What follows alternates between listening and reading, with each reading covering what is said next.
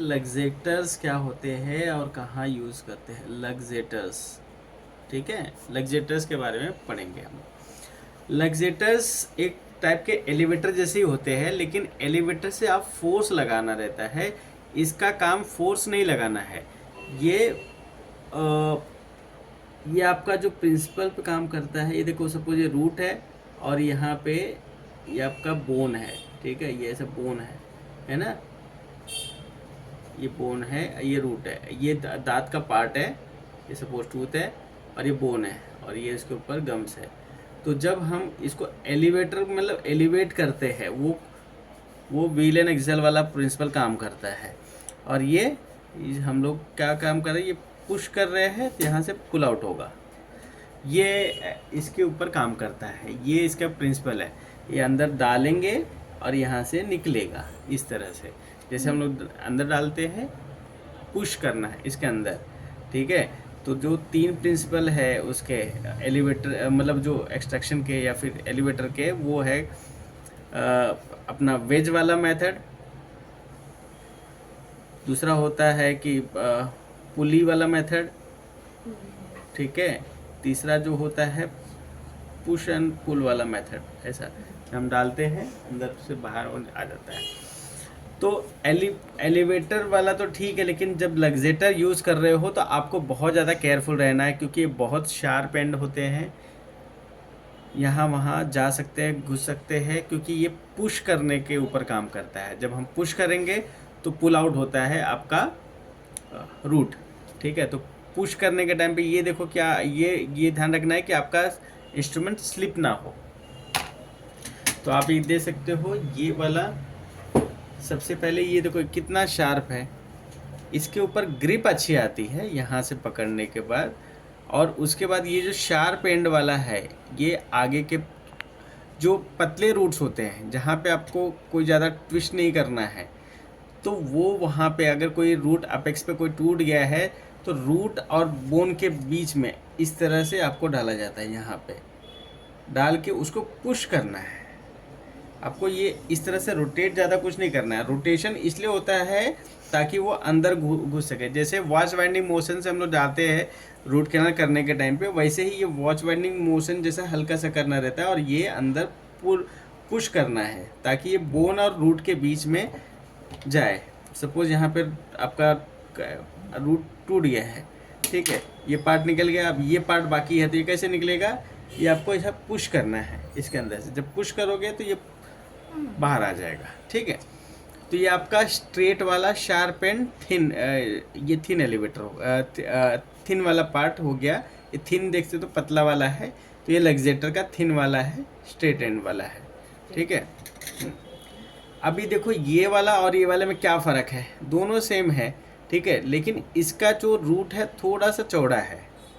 ठीक है, तो ये एकदम टिप के लिए काम आता है, और ये उससे मिडल वाले के लिए काम आएगा आपको। मिडल पार्ट में थोड़ा सा चौड़ा रहेगा, तो ये जो रूट का जो कर्वेचर है उसको एंगेज करता है। तो अगर मिडल पार्ट में है तो ये इसको यूज़ करना है, अगर एकदम टिप पे पार्ट पे है तो इसको करना है। ये आप इस तरह से समझ सकते हो। देखो, ये कहीं नहीं मिलेगा, मेरे एक्सपीरियंस के आधार पे बोल रहा हूँ। पहला ये टिप पे है, यहाँ पे रूट बचा हुआ है, तो आपको ये वाला यूज़ करना है। दूसरे केस में यहाँ पे आधे पे बचा हुआ है, तो रूट का कर्वेचर इतना मोटा है, यहाँ पे इतना पतला है। ठीक है, अगर ये रूट का कर्व देखोगे आप तो ऐसा है, राइट। तो ये पतले वाले से आ जाएगा। अभी ये इतना मोटा है, तो ये आपको ये मोटा वाला डालना है।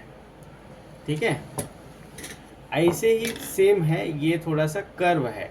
ऐसा नहीं कि इससे वापस से एलिवेट करना है, एलिवेटर का काम इससे नहीं लेना है। ये एलिवेटर का काम नहीं करेगा, बल्कि पीछे वाले जो रूट पीछे कुछ रहते हैं, थोड़ा सा प्री मोलर या फिर मोलर एरिया में अगर रहेंगे, तो वहाँ के रूट को एंगेज करने के लिए काम आएगा। समझ में आया ये चीज़? खास कर देखो, अभी अगर पीछे है, अगर मैं बाहर ये माउथ का ओपनिंग मैं ऐसे डाल के इसको अंदर अंदर ये कर सकता हूँ। ठीक है, ये रूट है, उसके अंदर हम डालने की कोशिश करेंगे। ये आप देख सकते हो कि इसमें और इसमें क्या फ़र्क है, ये एकदम पतला सा था, इससे थोड़ा सा मोटा हुआ, और ये थोड़ा सा मोटा ही है लेकिन ये थोड़ा सा कर्व है, आप देख सकते हो, थोड़ा सा स्ट्रेट कुपलेन जैसा है, कर्व जैसा है, ठीक है। अब हम आ जाते हैं इसके ऊपर। अभी ये देखोगे तो यहाँ पे ये जो शेप है इसका ऐसा करके आया है, ऐसा है, ऐसा करके आया है, ऐसा है, ठीक है। तो आप कभी देखते हो तो वो रूट है ना, ये ऐसा ऐसा करके टूटा रहता है, तो वो उसको रूट को एंगेज करना चाहिए। अगर आपको लगेगा कि कहीं से भी ज़्यादा एंगेज नहीं हो पा रहा है तो पतला पार्ट जाए और बाजू वाले पार्ट को एंगेज कर सके।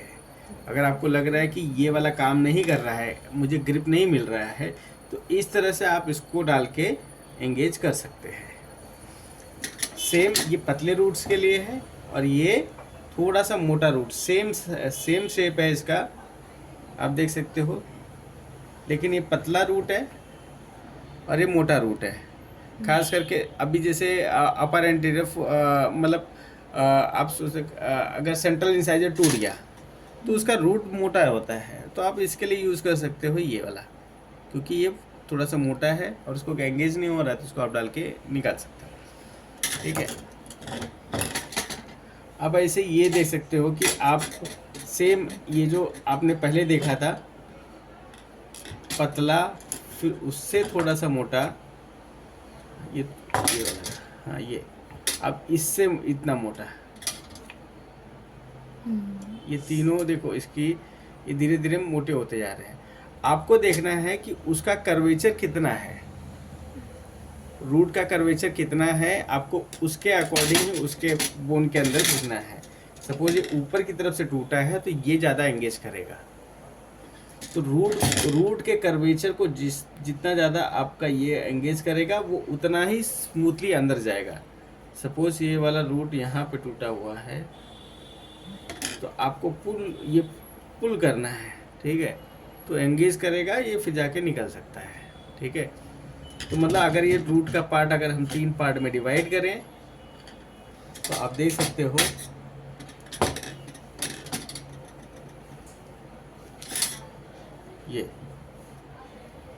ये अपाइकल के लिए हो गया, ये मिडल के लिए हो गया, ये एकदम कोरोनल के लिए हो गया, ठीक है। अपाइकल, ये अपाइकल, मिडल, ये कोरोनल पार्ट, रूट का कोरोनल पार्ट, ठीक है। अब ये वाला जो रूट है, अभी देखो आप देख सकते हो कि ये वाले जो है, लेकिन आप हल्का सा देखोगे ना, हल्का सा थोड़ा सा बेंड ये राइट या फिर लेफ्ट साइड में है, इसको फ्रंट पे पकड़ना है, और फ्रंट पे पकड़ने के बाद वो जिस तरफ घूम रहा है हल्का सा, आप देखोगे ये ऐसा भी कर्व है और हल्का सा इस तरफ भी कर्व है, तो ये है राइट साइड का, ये है लेफ्ट साइड का, जिस हाथ में पकड़ते हो वही रहता है। और ये भी देखो, आपने देखा एक अपेक्सो जैसा है, ये उल्टा कर्व है, देख रहे हो आप, और इसका उल्टा कर्व है। अगर डिस्टली हमको एंगेज करना हुआ, मैंने आपको बताया था कि ये जो कुपलेन जैसा है, हम तो यहाँ से इस तरह से डाल दिए, मीजल की तरफ से हमको ग्रिप नहीं मिल रहा है, तो आप क्या करोगे, डिस्टल की तरफ से ग्रिप डालोगे, और उसमें से भी आप हल्का सा देख सकते हो कि कहाँ गया, हाँ, ये जरा कर्व है ना, राइट और लेफ्ट की तरफ हल्का सा है, ये थोड़ा सा इस तरफ कर्व है, ये थोड़ा इस तरफ कर्व है, ठीक है। तो वो लेफ्ट और राइट इस तरह से देखो, दिख रहा है थोड़ा सा, तो वो है। तो आप इसको समझ सकते हो कि ये डिस्टल की तरफ से अप्रोच करने के लिए है, ताकि वो डिस्टल की तरफ से हम डाल सके पीछे इस तरफ से, ठीक है। और वहाँ पे हमको पुल करना है, पुश करना है, तो उसकी वजह से पुल आउट होता है, ठीक है, समझ गए। Thank you.